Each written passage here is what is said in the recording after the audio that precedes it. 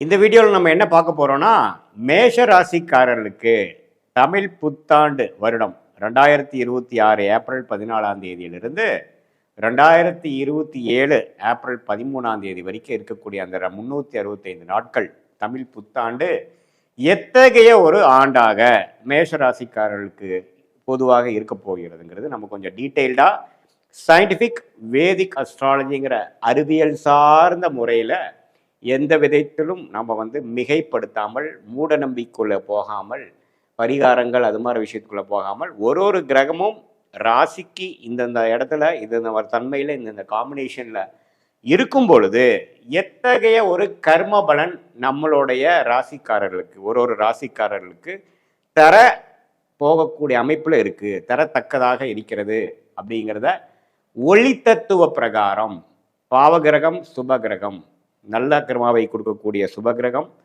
தீய கர்மாவை கொடுக்கக்கூடிய பாவகிரகம், அந்த பாவகிரகமே சுபகிரகத்தின் தாக்கம் பெறும் பொழுது வேற மாதிரி நல்ல பலன்கள் கொடுக்கக்கூடிய அமைப்புகள், அது மாதிரி நிறைய இந்திய வேத ஜோதிடத்தில் எப்படி ஒரு தனி மனிதனோட கர்மா செயல்பட போகிறது அப்படிங்கிறத நம்ம துல்லியமாக இந்த வீடியோவில் மேஷராசிக்காரர்களுக்கு தமிழ் புத்தாண்டு எப்படின்னு பார்க்க போகிறோம். இப்போ பாருங்க, மேஷராசிக்காரர்களுக்கு விரய சனி ஸ்டார்ட் ஆகி கிட்டத்தட்ட ஆல்மோஸ்ட் 1.5 வருஷம் ஆயிடுச்சு. போன மார்ச் மாதத்திலிருந்தே ஒரு வருடமாகவே 12ஆம் இடத்துல சனி போய் மேஷ ராசிக்காரர்களுக்கு விரய சனியாக 7.5 நாள் சனியோட ஃபர்ஸ்ட் பீரியட் என்று சொல்லப்படுகிற 7.5 இயர்ஸில் ஃபர்ஸ்ட் 1 இயர் போய் கொண்டிருக்கிறது. அது 2027 மார்ச், அதாவது இந்த வரக்கூடிய தமிழ் புத்தாண்டு முழுவதும் விரய சனியாக தான் நீடிக்க போகுது. குரு பாருங்க 3ஆம் இடத்துல இருந்து 7ஆம் இடம்ங்கிற திருமணஸ்தானம், அதே மாதிரி 9ஆம் இடங்கிற பாக்கியஸ்தானம், 11ஆம் இடங்கிற லாபஸ்தானத்தில் இருக்கக்கூடிய ராகுவை பார்த்திருந்தார். இப்போ ஜூன் 1ஆம் தேதி 2026, அதாவது தமிழ் புத்தாண்டு பிறந்து ஒரு 1.5 மாசத்துக்கு அப்புறம் குரு 3லேருந்து 4க்கு வரார், அதாவது மிதுனத்திலிருந்து கடகத்துக்கு வரார். அற்புதமான ஒரு மாற்றம். ஏன்னா 4ஆம் இடத்துல குரு 10ஆம் இடங்கிற தொழில் ஸ்தானத்தை பார்க்கும் பொழுது வேலை, உத்தியோகம், தொழில் எல்லாமே விருத்தி ஆகக்கூடிய நல்ல ஒரு மேன்மையான ஒரு அமைப்பு, நமக்கே ஃபோக்கஸ் நல்லா கிடைக்கக்கூடிய அமைப்புகள் உண்டாக்கக்கூடிய அந்த உச்சகுருவின் பார்வை 10, 12, 6ஆம் இடத்துக்கு வரும்பொழுது தேவையான பண வசதிகள், ஃபினான்ஸ் பண்ணக்கூடிய அமைப்புகள், நமக்கு கிடைக்கக்கூடிய ஃபண்ட்ஸ் எல்லாமே தொழிலை டெவலப் பண்ணக்கூடிய அமைப்பு, வேலையில் நல்ல ஒரு மாற்றத்தை கொடுக்கக்கூடிய அமைப்பை கொடுக்குது. ஸோ அந்த ஒரு ஜூன் மாதம் மாறக்கூடிய அமைப்பு மேஷராசிக்கு அற்புதமாக இருக்குது. அதே சமயத்தில் வேற ஏதோ ஆண்டு கிரகம் மாறுதான்னு கேட்டிங்கன்னா சனி மாறலை, குரு ஜூன் 1ஆம் தேதி மாறுறார். அதுக்கப்புறம் ராகு கேதுகள் டிசம்பர் 6ஆம் தேதி 2026 புத்தாண்டு பிறந்து ஒரு 7-8 மாதம் கழித்ததுக்கப்புறம் இந்த ஆங்கில ஆண்டின் கடைசி மாதம் ஆகிய டிசம்பர் 6ஆம் தேதி 5ஆம் இடத்துல இருக்கக்கூடிய கேது 4ஆம் இடத்துக்கும் 11ஆம் இடத்துல இருக்கக்கூடிய ராகு 10ஆம் இடத்துக்கும் மாறுகிறார். ஸோ இந்த நடுவால June, July, August, September, October, November இந்த 6 மாதங்கள் பார்த்தீங்கன்னா ராகு கேதுகள் பிரச்சனை இல்லாமல், ராகு கேதுகள் 11/5க்கு சம்மந்தப்பட்டு 10ஆம் வீட்டை பார்க்கக்கூடிய குரு அற்புதமான ஒரு மேன்மையை ஜூன் மாதத்திலிருந்து நவம்பர் மாதம் வரைக்கும் நல்ல ப்ரோக்ரஸ், அருமையான ஒரு ஸ்ட்ரெச் மேசராசிக்காரர்களுக்கு வியாபாரம், தொழில், இன்வெஸ்ட்மெண்ட், வேலை அது மாதிரி விஷயத்தில் இருக்கக்கூடியவங்களுக்கு நல்ல ஒரு கோல்டன் டைம் என்று சொல்ல வேண்டும். அந்த அளவுக்கு ஒரு அருமையான அமைப்பு இருக்குங்க. அதை நல்லா யூஸ் பண்ணிக்கங்க. அதுக்கப்புறம் டிசம்பருக்கு அப்புறம் என்ன சாமி ஆகும் அப்படின்னா, டிசம்பருக்கு அப்புறம் ராகு 10க்கு வர்றதுனால சில பிரச்சனைகள், சில சேஞ்சஸ், சில அப்டக்கிள்ஸ் அப்படிங்கிற மாதிரி சில விஷயங்கள் கொடுப்பார். கேதுவும் பார்த்தீங்கன்னா குருவோட சேர்ந்து கேலயோகம் ஆகி சில மாற்றங்கள், சில பண விஷயத்தில் சில இன்வெஸ்ட்மெண்ட், தொழில் வேலையில் சில கிளைகளை போடுவது, கொஞ்சம் அபிவிருத்திக்காக ஃபண்டிங் போகிறது, அது மாதிரி சில டிஸ்டர்பன்ஸும் சில ப்ரோக்ரஸும் கொடுப்பார். பட் ஜூன் டு நவம்பர் அற்புதமான ஒரு டைம், அதை யூஸ் பண்ணிக்கணும். அதுக்கப்புறம் டிசம்பர் டு ஏப்ரல் 13 வரைக்கும் பார்த்தீங்கன்னா ராகு 10லும், கேது 4லும், குருவும் 4லும், சனி 12ஆம் இடத்துல நீடித்திருக்கிறார். இதுதான் ஆண்டு கிரகத்தின் சஞ்சாரமும் அமைப்பும் மேஷராசிக்காரருக்கு இருக்கு. இதுல ராசி அதிபதியாகிய செவ்வாய் பார்த்தீங்கன்னா 12ஆம் இடத்துல ஒரு 4ஆம் இடத்து வரைக்கும் இந்த ஒரு வருடம் ஸ்லோவா 1.5 வருஷத்துக்கு ஒரு தடவை, 1.5 மாதத்துக்கு ஒரு தடவை ஒரு ராசி தாண்டிட்டு இருக்கார். அதில் ஒன்றும் பெரிய பிரச்சனை இல்லை. ஸோ இதில் நல்ல விஷயம் என்னன்னா, ராசி அதிபதி ராகுவோட சேர போகிறது இல்லை, ராசி அதிபதி சனியோட சேர போகிறது இல்லை. தமிழ் புத்தாண்டு ஆரம்பிக்கிறப்ப தான் ஒரு மாதம் செவ்வாயும் சனியும் சேர்ந்திருப்பாங்க. அந்த ஜூன் மாதத்துக்கு அப்புறம் மேஷராசிக்காரர்களுக்கு ஏப்ரல் மே சுமாரான டைம் தான். ஜூன்ல இருந்து நவம்பர் வரைக்கும் உங்களுக்கு சாதகமான ஆண்டு கிரகத்தின் சஞ்சாரமும் இருக்கிறது, மாத கிரகத்தின் சஞ்சாரமும் இருக்கிறது. ஸோ ஜூன்லேருந்து நவம்பர் வரைக்கும் தொழில் மேன்மை, வேலை ப்ரமோஷன், நல்ல வேலை மாற்றம், வேலை இல்லாதவங்களுக்கு வேலை கிடைக்கிறது, தொழில் என்ன பண்ணணும்னு தெரியாமல் இருக்கிறவங்களுக்கு ஒரு லைன் போடுறது, ஒரு ஸ்டார்டிங் பாயிண்ட் போய் ஒரு எக்ஸ்பர்டைஸ், ஒரு ட்ராக் ரெக்கார்ட் ஜென்ரேட் பண்ணுறதுங்கிற மாதிரி ஒரு அற்புதமான அமைப்புகளை கொடுக்கக்கூடிய ஒரு பொன்னான ஒரு வருடமாக இந்த தமிழ் புத்தாண்டு 2026 ஏப்ரல் 14 சித்திரை 1 பிறக்கக்கூடிய அந்த அமைப்பு விரயசனியிலேயே மேஷராசிக்காரர்கள் இருந்து அந்த புத்தாண்டு ஆரம்பித்தாலும் சுப விரயங்களாக தான் இருக்குமே ஒழிய அசுப விரயங்களாக, தவறான விரயங்களாக இல்லாமல் ஒரு வாழ்க்கையில முன்னேறுவதற்காக, வாழ்க்கையில் வசதி படுத்துவதற்காக, சில முன்னேற்றத்தை நோக்கி போகக்கூடிய ஒரு அற்புதமான ஒரு middle period of June to November 2026 மேஷராசிக்காரர்கள் நல்லா அவங்களுடைய வாழ்க்கைக்கு வேணுங்கிற தொழில், வேலை, கரியர் ஸ்டார்டிங், ஃபவுண்டேஷன் இதெல்லாமே அமைச்சுக்கிட்டு அது மூலமாக வர வேண்டிய ஆண்டுகளை நல்லாவே வாழ்க்கையில ஜெயிக்கக்கூடிய அமைப்புகள் கண்டிப்பாக உண்டு. இது பார்த்தீங்கன்னா இது ஒரு பொதுவான ஒரு ஆண்டு கிரகம், மாத கிரகத்தை வைத்து நம்ம சொல்லக்கூடிய ஒரு அமைப்பை ஒழிய உங்களுடைய ஜென்ம ஜாதகத்தில் பிறந்த தேதி, பிறந்த நேரம், பிறந்த ஊரில் என்னென்ன மாதிரி ஒரு அமைப்பு வருது, அதாவது எந்த ஜாதகத்தில் நீங்கள் என்ன லக்னத்தில் பிறந்தீங்க, மேஷ ராசியில் நீங்கள் அஸ்வினி நட்சத்திரமா அல்லது பரணி நட்சத்திரமா அல்லது கிருத்திகை நட்சத்திரம் முதல் பாதமா, என்ன லக்னம், லக்னாதிபதி எப்படி இருக்கிறார், என்ன தசாபுக்திகள் போய் கொண்டிருக்கிறது, அந்த லக்னா நாதன் எப்படி இருக்கிறார், லக்னாதிபதியோட உச்சம், நீச்சம், பகை, அதே மாதிரி திட்பலம், திக்பலம், அதெல்லாம் பலம்லாம் எப்படி இருக்கு, என்ன மாதிரி தசாபுக்திகள் போய் கொண்டிருக்கிறது, நடக்கக்கூடிய தசை உங்களுடைய லக்னத்துக்கு யோகமான தசையா, தசை புக்தி எப்படி போயிட்டு இருக்கு, எப்போ அந்த தசை முடியுது, அடுத்தது நம்ம வாழ்க்கையில எது மாதிரி ஒரு பாதையை நோக்கி நம்ம செல்ல போகிறோம், நம்மளோட திருமண வாழ்க்கை எப்படி போக போகிறது, நம்மளுடைய ஹெல்த் எப்படி ஆக போகிறது, நம்மளுடைய வெளிநாடு பயணங்கள், மாற்றங்கள், உள்நாடா வெளிநாடா, அரசு உத்தியோகமா, பிரைவேட் செக்டாரா, தொழிலா, எது மாதிரியான துறை நமக்கு கரெக்டாக வருது, எந்த கிரகம் நமக்கு யோகமா இருந்து எந்த மாதிரி டொமைன்ல நாம நம்மளோட குழந்தைகளை படிக்க வைத்தா அதுல சிறப்பாக அவங்க ஜெயிக்கக்கூடிய அமைப்புகள் இருக்கு, அவங்களுக்கு நம்ம அப்பாவின் தொழில் வரப்போ மாதிரி இருக்கா, அல்லது அவங்க புது லைன் போடுவாங்களா, அவங்களுக்கு வெளிநாடு யோகங்களா, அல்லது உள்நாட்டில் அரசு உத்தியோகமா, அல்லது இதுல அவங்களே ஓனா பிஸ்னஸ் பண்ணக்கூடிய அமைப்பு இருக்கா, எது மாதிரி தன்மைகள் அவங்க ஜாதகத்தில் இருக்குங்கிறது லக்னத்தை பொறுத்து தான் தசாபுக்திகள் பார்க்கணுமே ஒழிய ராசியை வைத்து தசாபுக்திகள் பார்க்காமல் ராசியை வச்சு இந்த கோச்சார் அமைப்பாகிய ராகு கேது பயிற்சி, குரு பயிற்சி, சனி பயிற்சியை பார்த்து இது ரெண்டையுமே நம்ம இப்போ பேசின கோச்சார் அமைப்பையும் தசாபுக்தியில் உங்கள் ஜாதகத்திலிருந்து வரக்கூடிய தசாபுக்தியிலும் ஒருங்கிணைத்து பார்க்கும் பொழுது துல்லியமான பலன்கள், எப்படி உங்கள் வாழ்க்கை பாதை அடுத்தது லெவலில் போகுது அப்படிங்கிறதுலாம் துல்லியமாக தெரிந்து அதுக்கு தகுந்த திட்டங்களை கரெக்டாக தீட்டி தேவையில்லாத விரயங்கள், தேவையில்லாத சமய விரயங்கள், பண விரயங்களாம் தவிர்த்து வாழ்க்கையில் எளிதில் வெற்றி பெற முடியும். சயின்டிஃபிக் வேதிக் அஸ்ட்ராலஜி முறை மூலமாக நீங்கள் நல்லாவே வாழ்க்கையில் பெனிஃபிட் அடைந்து கிளாரிட்டியோட வாழ்க்கையில் வெற்றி பெற முடியும் என்று சொல்ல விரும்புகிறேன். மீண்டும் மற்றொரு காணொளியில் சந்திப்போம்.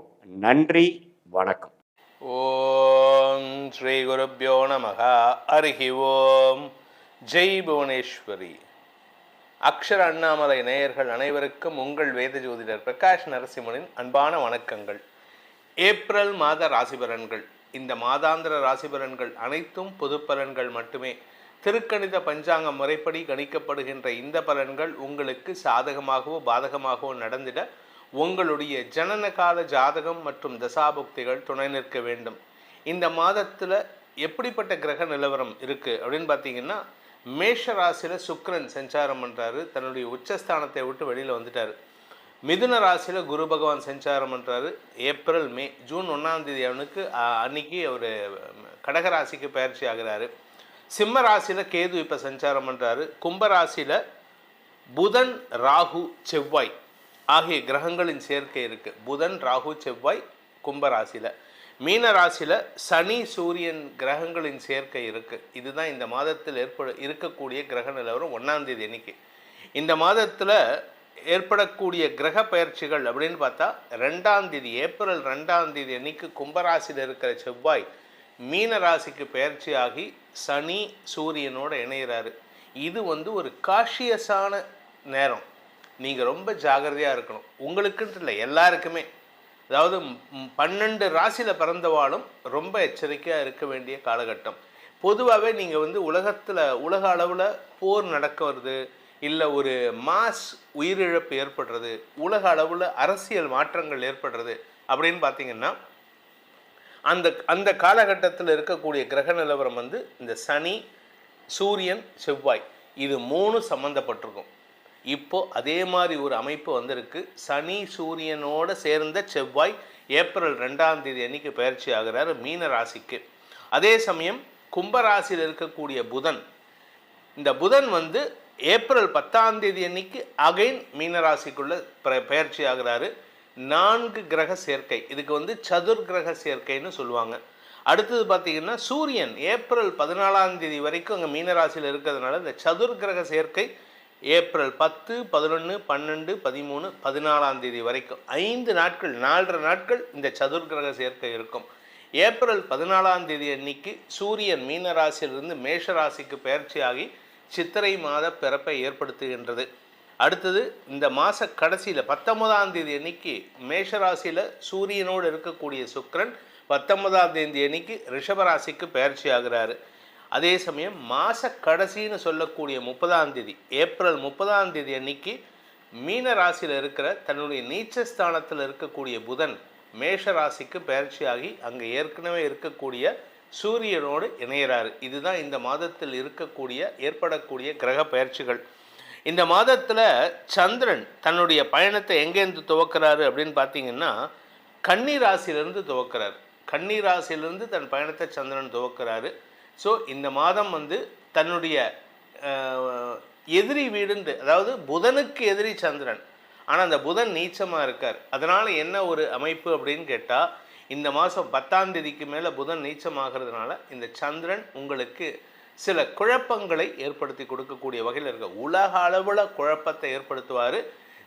நெருப்பு சம்பந்தமான பாதிப்புகள் ஏற்படுறதுக்கான வாய்ப்புகள் இருக்குது. அதனால் கொஞ்சம் எல்லாரும் எச்சரிக்கையாக இருக்கணும். இதுதான் இந்த மாதத்தினுடைய கிரக நிலவரம் மற்றும் கிரக பயிற்சிகள். இனி உங்கள் ராசிக்கு உண்டான பலாபலன்கள் எப்படி இருக்குன்னு பார்க்க போகிறோம். வாருங்கள். மேஷ ராசியில் பிறந்தவர்களுக்கான ஏப்ரல் மாத ராசி பலன்கள். இந்த மாதத்தை பொறுத்த வரைக்கும் விரயஸ்தானத்தில் 3 கிரக சேர்க்கை, அதனால் 4 கிரக சேர்க்கையும் இருக்குது. சதுர் கிரக சேர்க்கைன்னு சொல்லுவாங்க ஏப்ரல் 10லேருந்து 14 வரைக்கும்.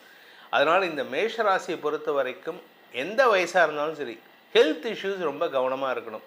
உடல் ரீதியான சோர்வுகள் அதிகரிக்கிறதுக்கு வாய்ப்பு இருக்குது. அதே சமயம் எதிரிகள் விஷயத்தில் ரொம்ப எச்சரிக்கையாக இருங்க.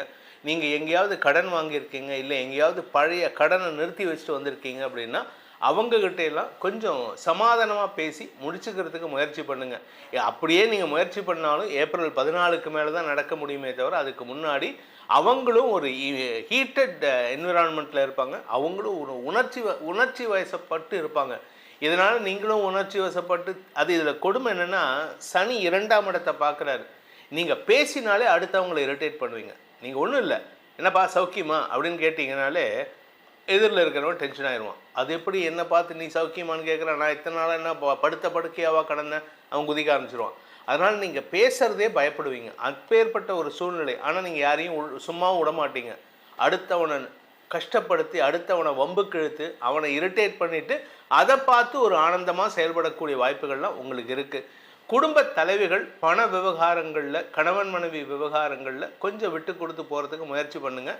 குறிப்பாக மேஷ ராசியில் பிறந்த பெண்கள் தங்களுடைய கணவன்மார்களிடம் அனாவசியமான சண்டைகளை இழுக்காமல் இருக்கிறதுக்கு முயற்சி பண்ணுங்கள். நீங்கள் பேசினாலே பிரச்சனை வருது. அவருடைய ராங் சைடில் போயிட்டு அவங்க கணவரை இரிட்டேட் பண்ணிங்கன்னு வச்சுக்கோங்க, எந்த கணவனும் கோவப்படுவான். அதே சரி ஆண்கள் தங்களுடைய மனைவிகள், அதாவது மனைவிமார்கள்ட்ட தப்பான வார்த்தைகளை பேசாதீங்க. ஏன்னா இது குடும்பத்தில் தான் பாதிப்பை ஏற்படுத்தும். பண விவகாரங்கள் பிரச்சனைகளை உண்டு பண்ணும். கடன் அதிகரிக்கிறதுக்கான வாய்ப்பை ஏற்படுத்தும்.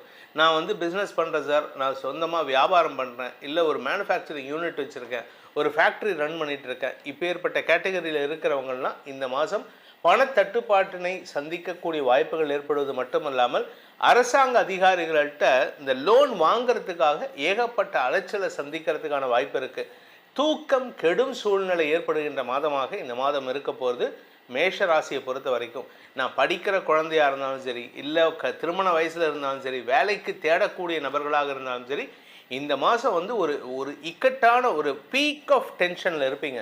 பீக் ஆஃப் டென்ஷன்னா ஒரு பதட்டத்தோட உச்சத்தில் இருக்கக்கூடிய வகையில் இருக்கும். அதனால் கொஞ்சம் பொறுமையாக இருங்க. இந்த மாதத்தை பொறுத்த வரைக்கும் இந்த ராசி மேஷராசி நண்பர்களுக்கு சந்திராஷ்டம நாட்கள் ஏப்ரல் 5ஆம் தேதி சாயந்தரம் 5:30 மணிலேருந்து ஏப்ரல் 8ஆம் தேதி விடியற்காலை 5:45 மணி வரைக்கும் சந்திராஷ்டமம் இருக்கிறதுனால இந்த ஏப்ரல் 5லேருந்து 8ஆம் தேதி கொஞ்சம் பொறுமையாக இருக்கணும். ஏன்னா இதில் என்னென்னா செவ்வாய் வந்து 12ஆம் இடத்துக்கு வரார். அதனால் உங்களுக்கு ஆரோக்கிய விஷயத்தில் பதட்டம் அடையக்கூடிய சூழ்நிலை, ஹாஸ்பிட்டல் வரைக்கும் ஆப்ரேஷன் வரைக்கும் போயிட்டு வெளியில் வரா மாதிரி இருக்குது. அதனால் கொஞ்சம் உடம்பை பார்த்துக்கோங்க. இதில் நல்ல விஷயம் எதுவுமே சொல்ல மாட்டீங்களன்னா மாத பிற்பகுதி நன்மைகளை தரக்கூடிய வகையில் இருக்குது. புதன் இந்த மாதம் உங்களுக்கு லாபஸ்தானத்திலிருந்து விரயஸ்தானத்துக்கு வராரு, நீச்ச பலனை அடைகிறார். அதனால் உங்கள் எதிரிகள் அடங்கி போவார்கள் 10ஆம் தேதிக்கு மேலே. அவங்களை நீங்கள் திருப்பி அடிக்காமல் இருக்கிறதுக்கு முயற்சி பண்ணுங்கள். இந்த மாதத்திற்கான பரிகாரம், அதாவது மேஷராசி நண்பர்கள் செய்ய வேண்டிய பரிகாரம்னா வெள்ளை தாமரை பூவில் குங்கும அர்ச்சனை செய்து மகாலட்சுமிக்கு அர்ச்சனை செய்து சமர்ப்பணம் பண்ணிட்டு வாங்க.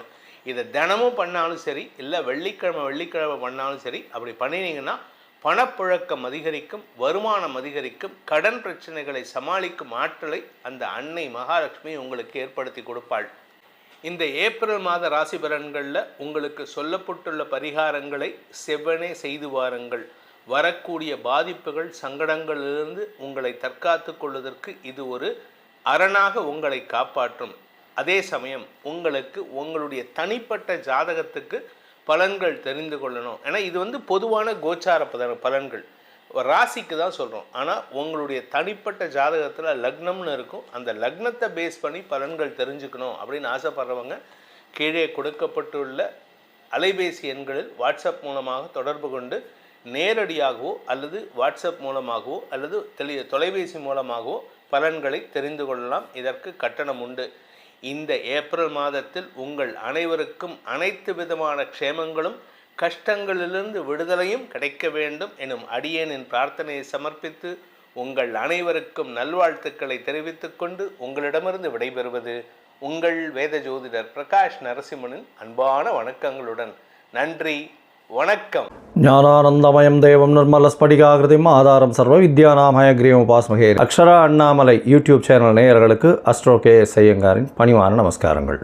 குரு வக்ர நிவர்த்தி 17/3/2026 26/5/2026 வரலும் உண்டான காலகட்டம்.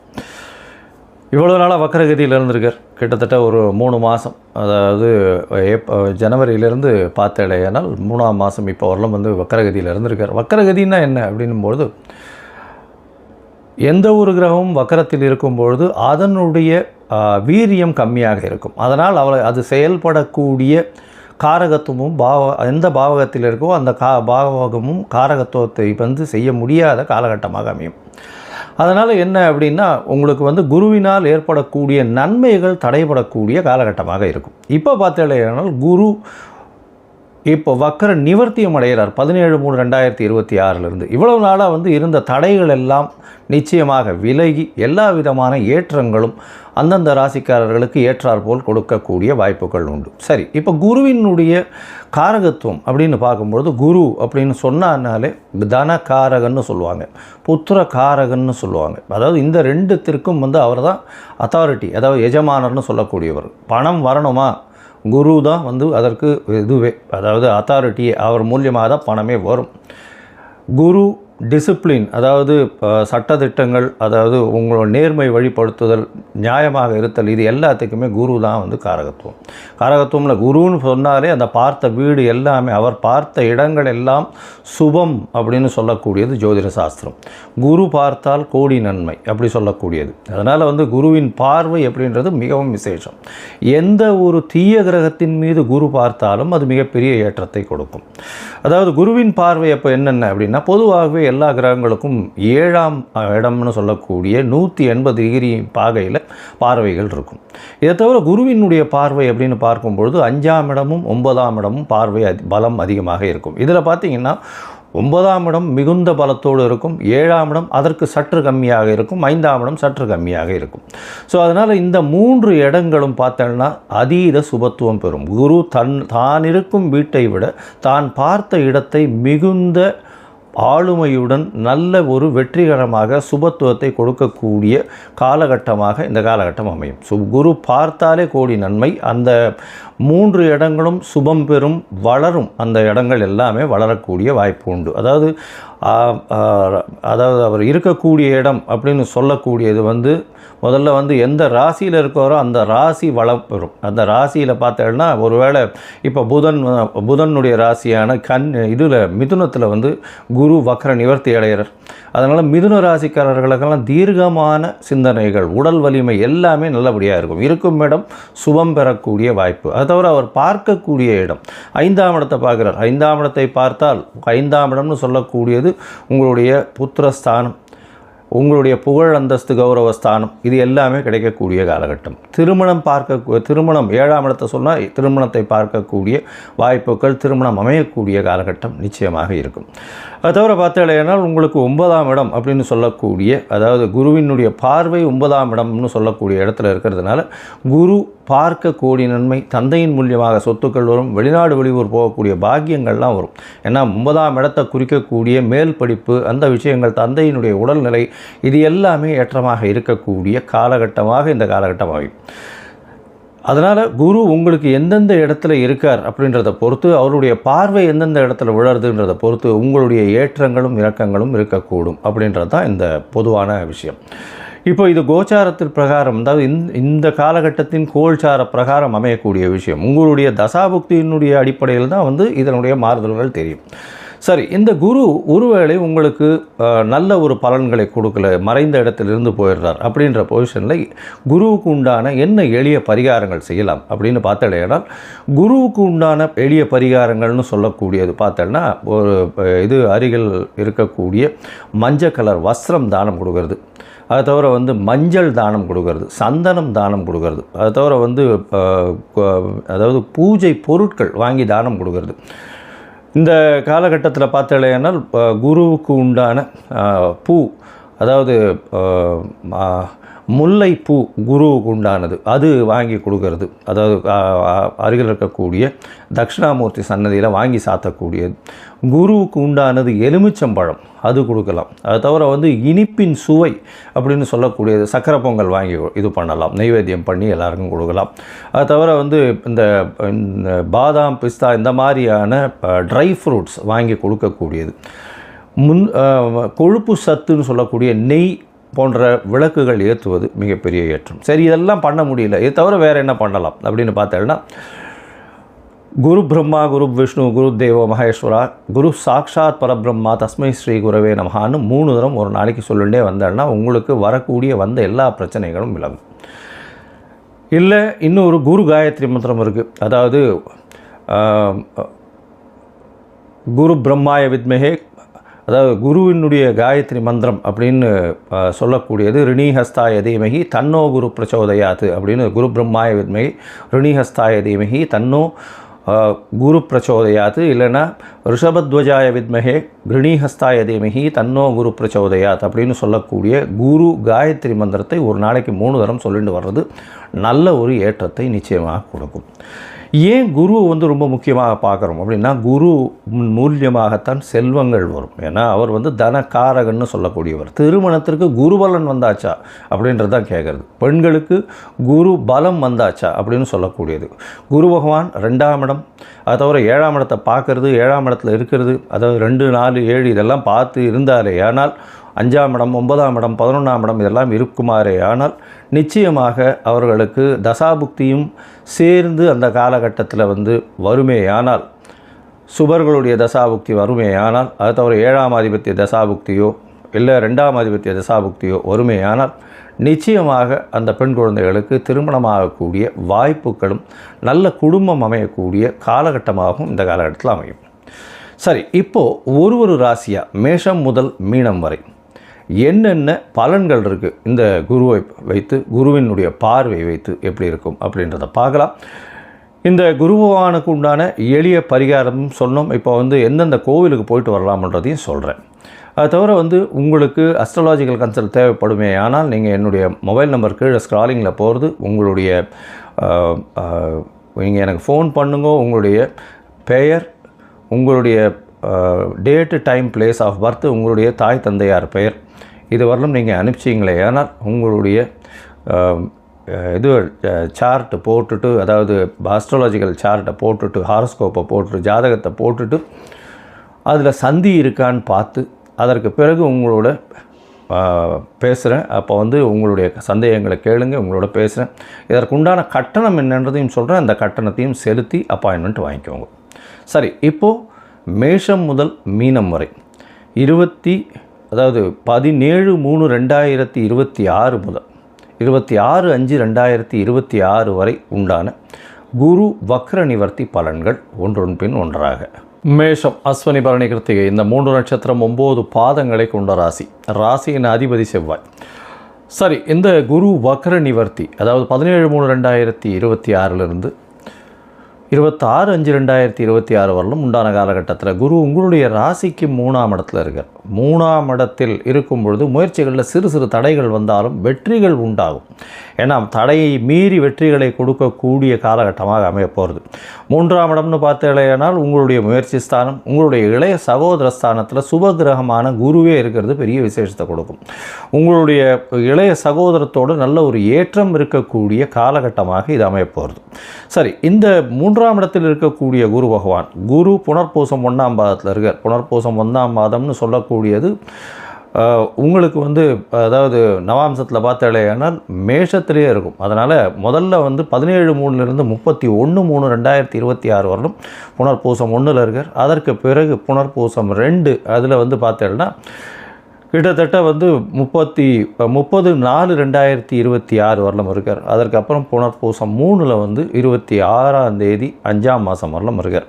இந்த காலகட்டத்தில் முதல்ல இருக்கக்கூடிய புனர்பூசம் 1ல் பார்த்தடையானால் உங்களுடைய உடல்நிலையில் நல்ல ஏற்றம் இருக்கும், தீர்க்கமான சிந்தனைகள் இருக்கும், எடுத்த காரியங்களில் வெற்றி இருக்கக்கூடிய காலகட்டம். எப்போது 17/3 30/3/2026 வரலும் உண்டான காலகட்டத்தில். அதை தவிர பார்த்தடையானால் உங்களுடைய பேச்சில் நல்ல நளினம் இருக்கும். 31/3க்கு அப்புறம் பார்த்தோம்னா பேச்சின் மூலியமாக வெற்றிகள் கிடைக்கக்கூடிய காலகட்டமாக அமையும். அது தவிர பார்க்கும்பொழுது உங்களுடைய குடும்பத்தில் நல்ல சுபமான நிகழ்ச்சிகள் நடக்கக்கூடிய வாய்ப்பு, குடும்பத்தில் நல்ல ஒரு ஏற்றம் இருக்கக்கூடிய காலகட்டம், பண வரவு நல்லபடியாக இருக்கும். இதை தவிர பார்க்கும்பொழுது உங்களுடைய ராசிக்கு பார்த்தலையானால் புனர்பூசம் 3ஆம் பாதத்தில் குரு, அதாவது ஏப்ரல் கடைசியில் ஏப்ரல் 30, 2026 26/5/2026 வரலும் உண்டான காலகட்டத்தில் பார்த்தலையானால் இளைய சகோதரர்களோட நல்ல ஒரு உடன்பாடு இருக்கக்கூடிய வாய்ப்பு, முயற்சிகள் நல்ல வெற்றி பெறக்கூடிய காலகட்டமாக அமையும். முயற்சிகள் மூலியமாக நிச்சயமான வெற்றியை இலக்கை தொடக்கூடிய வாய்ப்புகள் உண்டு. சரி, இந்த குருவினுடைய வக்ர நிவர்த்தியில் குருவின் பார்வை எந்த மாதிரியான மாற்றத்தை கொடுக்கும் அப்படின்னு பார்த்தலையானால் குரு உங்களுடைய ராசிக்கு 3ஆம் இடத்துல இருக்கார். உங்களுடைய ராசிக்கு சமசப்தமத்தை பார்க்குறார். சமசப்தமத்தை பார்க்கும்பொழுது உங்களுக்கு பார்த்தலையானால் திருமண யோகம் வரக்கூடிய வாய்ப்பு உண்டு. மேஷராசிக்காரர்களுக்கு இவ்வளவு நாளாக திருமண பாக்கியங்கள், திருமணங்கள் தடைப்பட்டு கொண்டிருக்குமே ஆனால் அது திருமணத்தை இந்த காலகட்டத்தில் ஏற்படுத்தி கொடுக்கக்கூடிய வாய்ப்புகள் நிச்சயமாக உண்டு. திருமண பாக்கியம் அமையும். சரி, அதற்கு பிறகு பார்த்தலையானால் உங்களுடைய ராசிக்கு 9ஆம் இடத்தை பார்க்குறார். வெளிநாடு போய் படிக்கக்கூடிய யோகத்தை கொடுப்பார். தந்தையின் சொத்துக்களை கொடுக்கக்கூடிய வாய்ப்பு, தந்தையின் மூலியமாக நல்ல ஒரு ஏற்றமாத செய்தி, தந்தையினுடைய வியாபாரங்கள் உங்கள் கைக்கு வரக்கூடிய வாய்ப்பு, தந்தையின் மூலியமாக சொத்துக்கள் வரும், தந்தையின் மூலியமாக பணம் வரக்கூடிய காலகட்டமாக அமையும். உங்களுடைய ராசிக்கு பார்த்தலையானால் 11ஆம் இடத்தையும் குரு பார்க்குறார். தொழிலில் அபரிமிதமான ஏற்றம் இருக்கும், எடுத்த காரியங்களில் வெற்றி இருக்கக்கூடிய வாய்ப்புகள் உண்டு. அதனால் மொத்தத்தில் பார்க்கும் பொழுது இந்த குருவினுடைய வக்ர நிவர்த்தி பெரிய ஏற்றத்தை மேஷராசிக்காரர்களுக்கு கொடுக்க போகிறது. திருமணம் ஆகக்கூடிய பாக்கியம் உண்டு. உங்களுடைய ராசிக்கு எதிர்பாலினத்தவர் மூலியமாக நல்ல ஒரு ஏற்றம், கூட்டு தொழிலில் வெற்றி நிச்சயமாக கிடைக்கக்கூடிய வாய்ப்புகள் நிச்சயமாக இருக்கும். எடுத்த காரியங்கள் அனைத்தும் நிறைவேறக்கூடிய வாய்ப்பு, இளைய சகோதரர் மூலியமாக நல்ல ஒரு ஏற்றம் கிடைக்கக்கூடிய காலகட்டமாக அமையும். உங்களுடைய ராசிக்கு வெளிநாடு போய் படிக்கக்கூடிய பாக்கியம் கிடைக்க போகிறது. புதிய முயற்சிகள் எல்லாமே வெற்றி பெறக்கூடிய வாய்ப்புகள் நிச்சயமாக இருக்கும். தொழிலில் அதீதமான லாபங்கள் கிடைக்கும். தந்தையின் மூலியமாக சொத்துக்கள் வரக்கூடிய வாய்ப்புகள் இந்த காலகட்டத்தில் அமைய போகிறது. அது தவிர பார்த்தீங்கன்னா இந்த காலகட்டத்தில் நீங்கள் அருகில் இருக்கக்கூடிய ஆஞ்சநேயர் கோவிலில் சுண்டல் வியாழக்கிழமை சுண்டல் விநியோகத்துக்கு கொடுங்க. அது குருவினுடைய அதாவது தானியமாக சொல்லக்கூடியது. மூக்கு கடலைன்னு சொல்லுவாள், அதாவது வெள்ளை மூக்கு கடலைன்னு சொல்லுவாள். அது இது சுண்டல் பண்ணி கொடுக்க சொல்லுங்க. நைவேத்தியம் பண்ணிவிட்டு ஆஞ்சநேயருக்கு நைவேத்தியம் பண்ணிவிட்டு கொடுக்க சொல்லுங்க. நிச்சயமாக உங்களுக்கு வரக்கூடிய வரவிருந்த எந்த ஒரு தடைகளாக இருந்தாலும் விலகிச் செல்லும். உங்களுடைய ராசிக்கு 11ஆம் இடத்தையும் குரு பார்க்கறதுனால லாபங்கள் மிகப்பெரிய ஏற்றத்தை கொடுக்கும். எப்படின்னா 11ஆம் இடம்னு சொல்கிறது லாபஸ்தானம். குரு என்பவர் தனக்காரகனே லாபஸ்தானத்தை பார்க்கறதுனால கேட்கவே வேண்டாம். எந்த ஒரு தொழிலாக இருந்தாலும் எடுத்த தொழிலில் அத்தனையிலும் வெற்றி, எடுத்த காரியங்களில் நிச்சயமாக வெற்றி அடையும். அதுவும் இந்த நிலத்தரகர்களுக்கெல்லாம் பெரிய ஏற்றம் கிடைக்கக்கூடிய காலகட்டம். மருத்துவ வணிகர்கள், மருந்து சம்பந்தப்பட்ட வியாபாரம், மணல் ஜல்லி அந்த மாதிரியான வியாபாரங்கள்லாம் பெரிய ஏற்றத்தை கிடைக்கக்கூடிய வாய்ப்புகள் இந்த காலத்தில் உண்டு. இந்த காலகட்டத்தில் நீங்கள் அருகில் இருக்கக்கூடிய குரு பகவானுக்கு உண்டான திருத்தலம் அப்படின்னு சொல்லக்கூடிய இடம் அப்படின்றது தக்கோலம்னு ஒன்று இருக்குது பக்கத்தில். அந்த தக்கோலம் போயிட்டு வாங்க. குரு பகவானுக்கு உண்டான கோவில் இருக்குது. அந்த இடத்துல உங்களுக்கு வரக்கூடிய எல்லா பிரச்சனைகளும் போயிட்டு வர்றதன் மூலியமாக நிச்சயமாக தவிடுபடியாக போகும். வாரம் அதாவது இந்த வியாழக்கிழமை அன்னைக்கு குரு பகவானை போய், அதாவது இந்த நவகிரகத்தில் இருக்கிற குரு பகவானை சேவிச்சுட்டு வர்றதும் தட்சிணாமூர்த்தியை வணங்கி வருவதும் நிச்சயமாக ஒரு பெரிய ஏற்றத்தையும் மாற்றத்தையும் உங்கள் வாழ்வில் நிச்சயமாக வரக்கூடும். லோகா சமஸ்தா சுகினோ பவந்து. நன்றி, நமஸ்காரம்.